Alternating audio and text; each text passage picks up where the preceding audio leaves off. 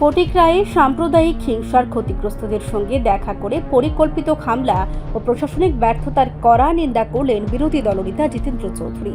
CPIM রাজ্য সম্পাদক তথা রাজ্যের বিরোধী দলনেতা জিতেন্দ্র চৌধুরী সম্প্রতি ফটিকরায় শিমুলতলী এলাকায় সাম্প্রদায়িক হিংসায় ক্ষতিগ্রস্ত পরিবারগুলোর সাথে দেখা করতে চান।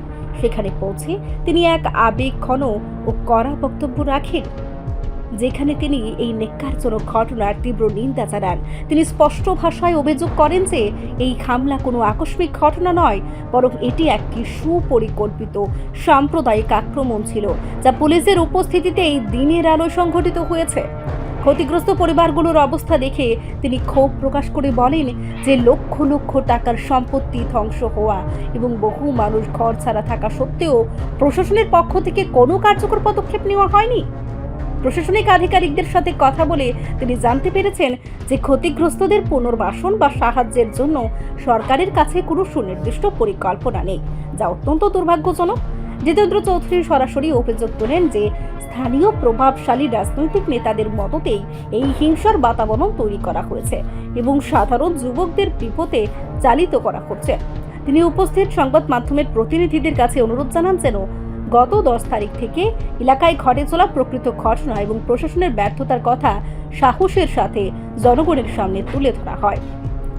বক্তব্যের শেষে তিনি সতর্ক বার্তা দিয়ে বলেন যে আজ যদি এই অবিচারের বিরুদ্ধে রুখে দাঁড়ানো না যায়, তবে এই হিংসার আগুন ধীরে ধীরে সর্বত্র ছড়িয়ে পড়বে এবং গোটা সমাজের শান্তি চিরতরে নষ্ট হয়ে যাবে।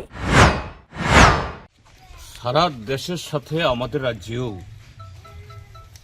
আজকে যারা রাষ্ট্রবাদের নামে একটা নতুন ধরনের ব্যবস্থা তৈরি করতে চায়, তাদের যে উস্কানি বা তাদের যে স্বপ্ন পূরণের এই হলো তার দৃশ্য। গত 10 তারিখ এখানে একজন কাঠ ব্যবসায়ী তার কাঠ বোঝায় কাঠ এসেছিল, তার কাছে চাঁদা চেয়েছে। ঠিক আছে, চাঁদা যারা চায় ওরা বেশি চেয়েছে, যারা মানে দেয় এরা এত দিতে চায় না। এতে একটু তর্কাতর্কি হতে পারে বা একটু ধাক্কাধাক্কিও হতে পারে, এটা হয়, এটা নর্মাল। কিন্তু এই ছোট্ট ঘটনা, এটার বিস্ফোরণ, এটার পরিধি এত ব্যাপক হবে। মসজিদ ধ্বংস করে দিল, এখানে প্রায় আধা ডজন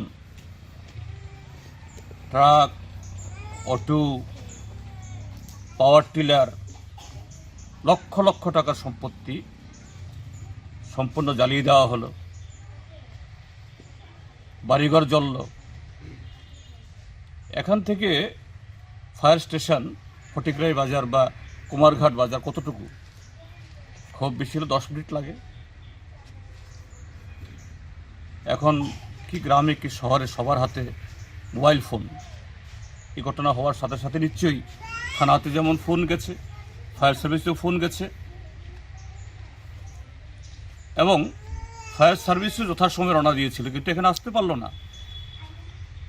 1.5 ঘন্টা 2 ঘন্টা বাদে যখন সব শেষ হয়ে গেল, এতগুলো বাড়ি জ্বলল, দোকান জ্বলল, সম্পত্তি ধ্বংস হলো, তখন আসলো ত্রিপুরা রাজ্যের সুশান্ত। রিপোর্ট সংবাদ প্রতীক্ষা।